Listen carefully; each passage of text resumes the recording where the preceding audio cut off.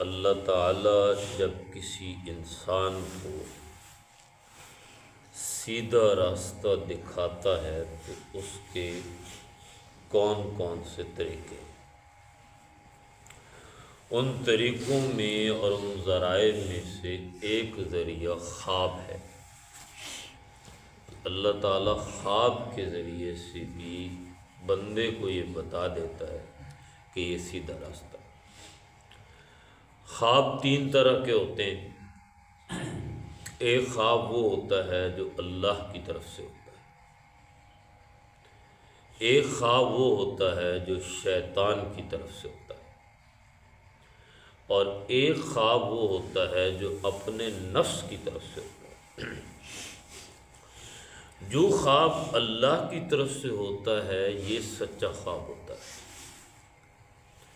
جو خواب شیطان کی طرف سے ہوتا ہے وہ جھوٹا خواب ہوتا ہے، اور جو خواب اپنے نفس کی طرف سے ہوتا ہے اس کی حقیقت یہ ہوتی ہے کہ سارا دن جو کام ہم نے کیے ہوتے ہیں یا جو ہمارے اعمال ہوتے ہیں وہ رات خواب کے اندر وہی چیزیں ہم دیکھ رہے ہوتے ہیں۔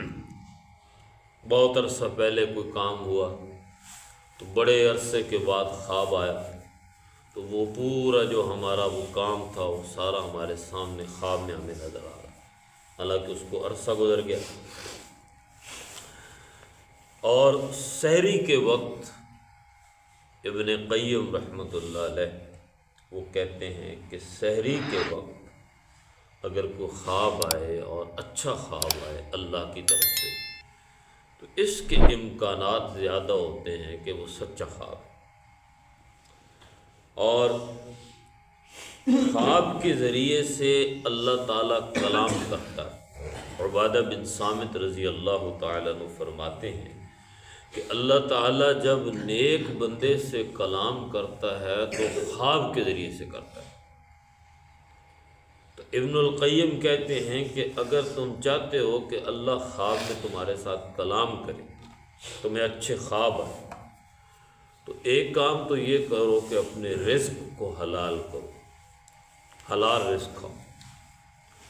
دوسرا یہ کرو کہ باوضو رہا کرو، زیادہ سے زیادہ وضو میں رہیں، وضو ٹوٹ جائے دوبارہ کرو۔ تیسرا یہ ہے کہ رات سونے سے پہلے جب تک نیند نہ آئے اللہ کا ذکر کرتے، کہ اگر ذکر کرتے کرتے آپ سو گئے اور وضو کی حالت میں سو گئے تو آپ کو اچھے خواب آئیں گے، اور یہ اچھے خواب اس بات کی علامت ہے کہ اللہ تعالیٰ اپنے بندوں سے بات کرتا ہے۔ بخاری شریف میں آتا ہے، حضرت عائشہ صدیقہ رضی اللہ تعالیٰ عنہ فرماتی ہیں کہ آغاز میں نبی صلی اللہ علیہ وسلم کو 6 ماہ تک خواب آتا تھا، اور جو چیز آپ رات کو دیکھتے تھے صبح وہی ہوتی تھی۔ تو خواب کے ذریعے وہی جو نبیوں کو، انبیاء کو جو خواب آتے ہیں وہ بنیادی طور پہ وہی ہوتی ہے۔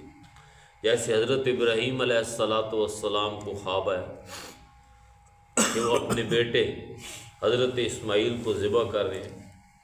اب یہ تھا تو خواب کہ خواب کے اندر بیٹے کو ذبح کر رہے ہیں، لیکن صبح اٹھے اور اپنے بیٹے سے کہا یا بنی انی اری فی المنام انی اذبحک فانظر ماذا تری، اے میرے بچے میں نے رات دیکھا ہے کہ میں تمہیں ذبح کر رہا ہوں، اب تمہارا کیا خیال ہے، تمہاری کیا رائے ہے؟ تو یہ رائے ابراہیم علیہ السلام اپنے بیٹے سے لے رہے ہیں، چنانچہ بیٹے کو بھی پتہ ہے کہ وہی ہے، یہ صرف خواب نہیں، اللہ کا حکم ہے، اللہ نے کلام کر دیا۔ تو بیٹے نے یہ نہیں کہا کہ یہ تو خواب ہے، اور خواب کون سے سچے ہوتے ہیں، آپ کہاں حقیقت میں پڑ گئے ہیں۔ بیٹے نے کہا یا ابت افعل ما تؤمر ستجدنی انشاءاللہ من الصابرین، اے میرے باپ جس چیز کا اللہ نے حکم دیا وہ کر گزر، باقی تو دیکھنا تیرا بیٹا تجھے صبر کر کے دکھائے گا۔ تو ابراہیم علیہ السلام پھر اسماعیل علیہ السلام کو ذبح کرنے کے لیے تیار ہو کر لے گئے۔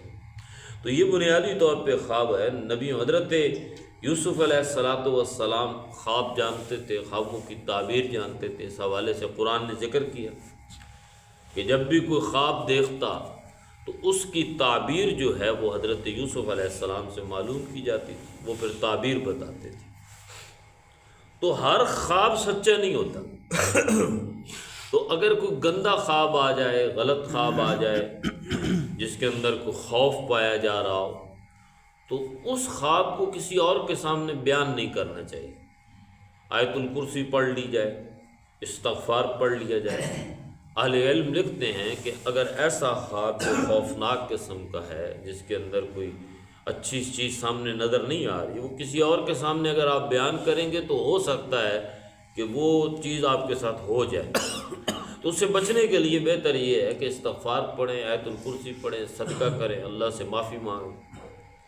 لیکن جو حقیقی خواب ہے وہ یہ ہے کہ اگر کوئی سحری کے وقت ایسا خواب آئے جو اچھا ہو، تو اس خواب کا مطلب یہ ہوتا ہے کہ اللہ تعالیٰ آپ کو خواب کے ذریعے بتا رہا ہے یہ صراط مستقیم، یہ سیدھا راستہ۔ اس حوالے سے پھر آپ جو ہے وہ اہل علم سے جو تعبیر جانتے ہوں ان سے پوچھیں کہ مجھے یہ خواب آیا ہے، اس کی تعبیر کیا ہے، تو وہ تعبیر آپ کو بتائیں تو پھر اس پر عمل ہونا چاہیے۔ تو یہ صراط مستقیم کے کچھ راستے ہیں جو آپ کے سامنے رکھیں۔ اب کل انشاءاللہ بیان ہوگا کہ وہ جو صراط مستقیم پہ چلنے والے، صراط الذین انعمت علیہم، وہ انعام یافتہ لوگ انبیاء کسے کہتے ہیں، شہداء کسے کہتے ہیں، صدیقین کسے کہتے ہیں، صالحین کسے کہتے ہیں۔